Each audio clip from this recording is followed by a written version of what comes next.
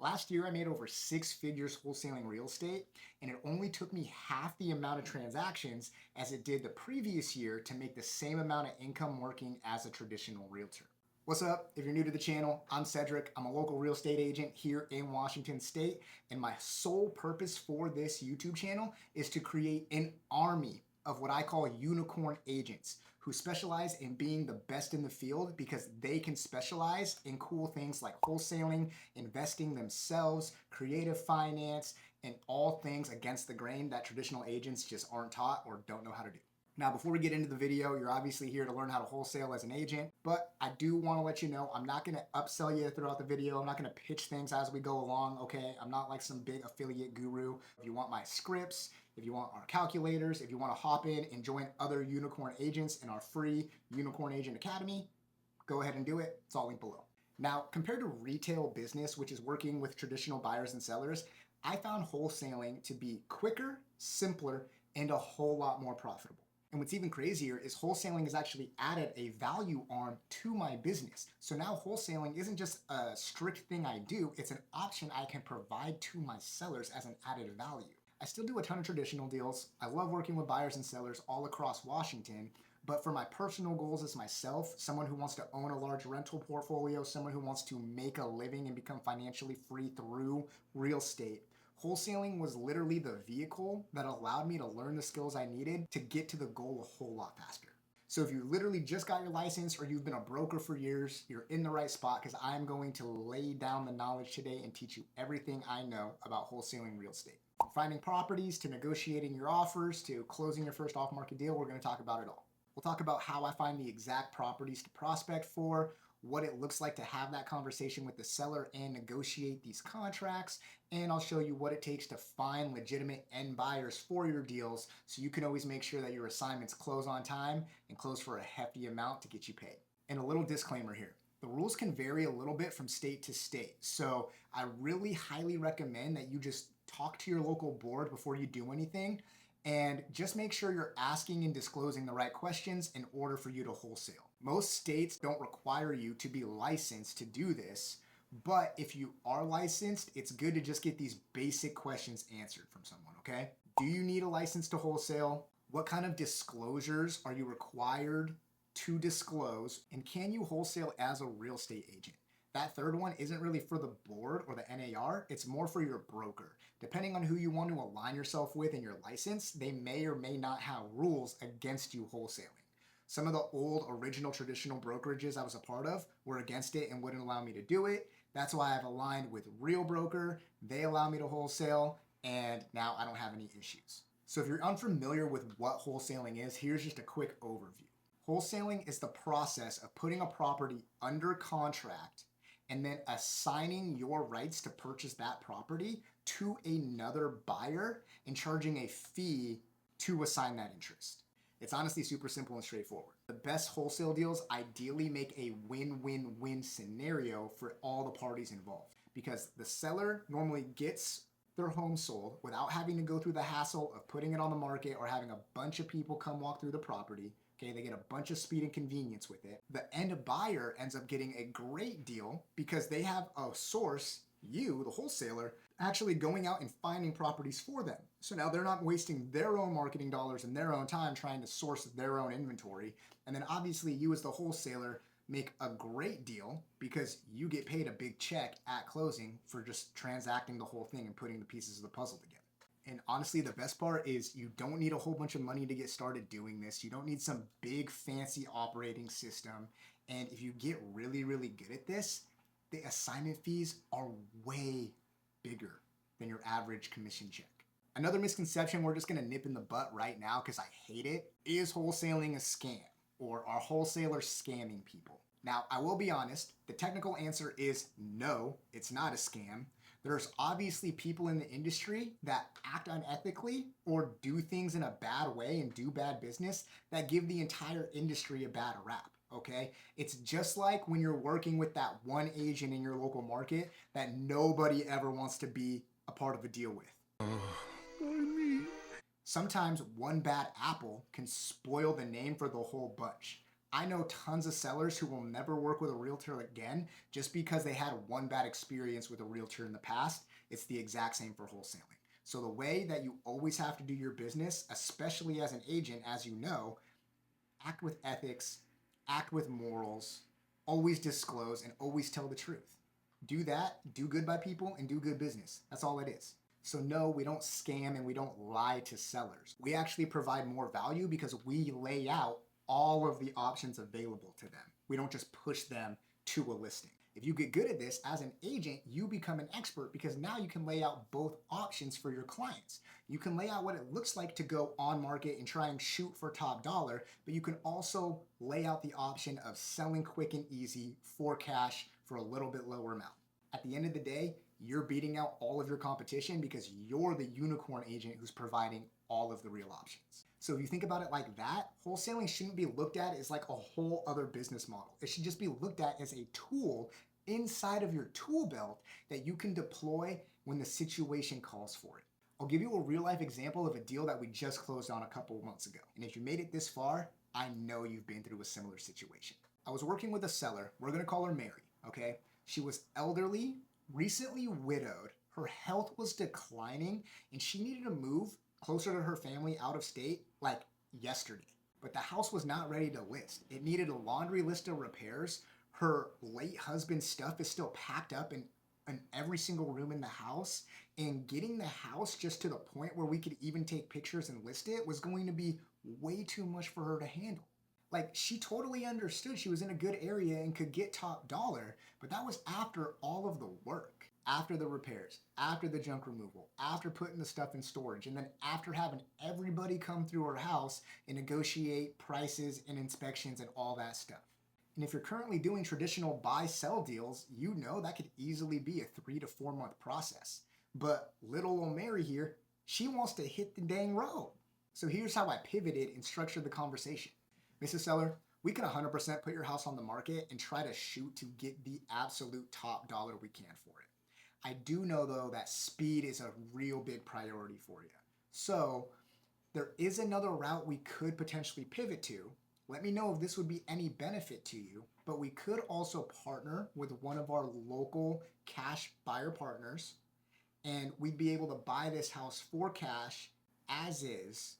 You wouldn't have to deal with any showings, any marketing, any listing, and we could close it in about 14 to 20 days. Now, obviously, you wouldn't be getting the maximum value for the home because you wouldn't be fixing it up or getting any of it cleaned. But if speed and convenience is more of a priority for you and you don't want to deal with boatloads of people coming through the house, I can definitely facilitate that for you. And the best part is you wouldn't pay me a penny. I would charge my fee to the end buyer that we partner with. That's wholesaling in a nutshell. I'm not telling her, hey, let me wholesale your house or let us wholesale it. I'm simply coming to her and laying out options for her and letting her pick what would be best for her situation. I mean, isn't that really what we're supposed to do anyways as agent? What's best for the client, i.e. providing all the options? Just provide the options and let them decide. It's that simple. It doesn't really matter. The way I feel is that you shouldn't be forcing people into deals no matter what side of the fence you're on. If you're forcing people to go into contracts with you to wholesale it and sell at a discount when really they want to maximize the value of the home, you're wrong. And on the flip side, if you're that freaking listing agent who only pressures people to go on the market and go with the MLS, you're wrong. The whole point is to be a professional here and look out for people's best interests. Lay out all the options, lay out the pros and cons, and let people decide what they think is best for them. And I'm just going to end it on this note, man. If you are convinced that your job as the agent is to get the seller to sell for top dollar, even though their situation means that they want to move as quick as possible and just have it done and easy, you are part of the problem. It's not just the scammy wholesalers, it's also the crappy, sharky agents. I'm sick of it all, and that's why I started this channel in the first place. But I digress. Just know everybody's situation is different, so everybody deserves a personalized approach when it comes to selling their home. Okay, so how do we find these freaking deals? I'm about to blow your mind. The good news is you're probably doing all of the right actions already. You're just not targeting the right people. When it comes to putting perfect wholesale deals together, the ideal seller is going to be going through somewhat of a financial or personal distress. When I first got started in real estate, my biggest marketing channel was cold calling because it was cheap. I'm sure you've all learned how to pull farm lists from your local title company and start dialing, right? Same applies for wholesaling, but instead of looking for the nicest houses in the neighborhood or the houses that have been owned for 7 to 10 years or whatever it is, you need to be looking for the distressed situations. Try calling things like pre-foreclosures, code violations, tax liens, water shutoffs, things like that indicate someone might be going through a tough time. Now, obviously, we don't target these people to prey on them. We target them because those are going to be the people who, if they are looking for a sale, they're going to want it quick and probably easy to help them get out of this tough situation. These are the people who need our help the most. One of the tools we use is PropStream. Once again, you can go to your local title company to easily do this, like you probably already are. But if you're looking for nationwide data that's really accurate, PropStream is the way to go. They have over 150 different property filters you can use to create your own unique farming list. Don't have to use that one. There's tons and tons out there. I talk about them in my other videos. Also though, if you want to check out PropStream, link below. And not only can you do things like pull farming lists and cold call, you can also do other stuff that traditional agents already do. We send direct mail. We send postcards as well and get deals that way. We use our website and get inbound leads just like Zillow. So I hope you're having somewhat of a paradigm shift now. Nothing of what I'm doing is probably very different than anything you're currently doing to find business. The only key difference is the target person. Our motto is super simple in wholesaling. We only go after motivated sellers. Now, what's the standard for motivation? I mean, really, it's going to be different depending on who you ask, but the way that I define it is anybody who's looking to sell their home quick within the next 30 to 90 days, but does not want to list it on the market for whatever reason. If I find that person, I am going to get that deal 10 out of 10 times. If it's the classic, oh, we're not sure if we're going to sell, or we're just kind of looking, or we're waiting till next year, those people just go on my follow-up list, man. But if it's a person who wants to make a move within the next 3 months, and for whatever reason, they don't want to go on the market or can't list with a realtor, I make that appointment immediately. And what's nice is I have a super easy general approach. Since I'm a real estate investor myself and I am looking to acquire rental properties, I just come from the approach of trying to be the buyer myself. It's something like, hi, I'm Cedric. I'm looking to purchase a new property here in the area and just wanted to reach out to see if you had any considerations on when you might be looking to sell your property. Something like that. Super easy, super conversational, and just see where the conversation takes you. I normally go into these conversations or these appointments with no hard expectations. Really, I just want to learn about the other person, have them open up to me about their situation and their problem, and then pitch solutions that might help. A super basic rule of thumb that you can follow is this. If they aren't in a rush and they want top dollar, list it. If the home is run down or can't be show ready, wholesale. If they need to sell it like yesterday, wholesale. And for whatever reason, because there's always those sellers, if they hate realtors, we wholesale that bad boy. Remember that, and you'll literally be ready to win every single listing appointment you ever go on. When I'm in front of the seller or I'm on the phone with them doing discovery call, it's very similar to just your average listing consult, right? I'm asking them questions about their situation. I'm asking them what kind of problems they're facing just to gather more information. And then based on that, I should have a pretty clear idea on whether I should be focused more on pitching a listing or pitching a more creative off-market route. And when you do have that seller who entertains your cash offer, you just want to explain to them, we're going to agree on a purchase price today and put it under contract. And then I'm either going to close on it myself or I'm going to partner with my other cash buyers and they're going to pay me a fee at closing and buy it. If you're still here watching, I know you're itching to know the answer to the golden question. How the heck do I know how much to offer? At the end of the day, it's going to vary from market to market, just slightly, okay? But a rule of thumb and a number I want you to just ingrain in your brain, 75%. 75%. We run our numbers based on 75% of the ARV or after repair value. The easiest way to do that is run some comps for your subject property and figure out what this house could sell for once it's all fixed up. Let's say after your research, you find out that your subject property could sell for $600,000 based on the comps you find in the MLS. That means you already know that going into your appointment or negotiation, you're going to have to be at 75% of this, which is 450,000 minus the estimated repairs. And don't freak out, estimating your repair costs is super simple. Like, what do you do now as an agent when a laundry list of repairs comes back after an inspection? You get a contractor in there and get a bid, dog. Nothing's different here with wholesaling, guys. Another great way to learn how to bid your repair estimates is to call your cash buyers. Hit them up on the phone and just ask, yo, what does it cost to do a kitchen? What does it cost to do a new roof? What's the cost of a new water heater? They'll tell you. The main thing here is just remember you don't even have to be 100% accurate to the repair cost number. Okay? At the end of the day, it's the end buyer's job to make sure the repair estimate is accurate because they're the ones doing the work. You just got to be in the ballpark. The point I'm trying to make is don't let a learning curve get you stuck at taking action and succeeding. Like I said earlier, you already are doing a lot of what's necessary to be good at this. There's no new skills you actually need to learn. You just need to learn how to apply the skills you have in a different way.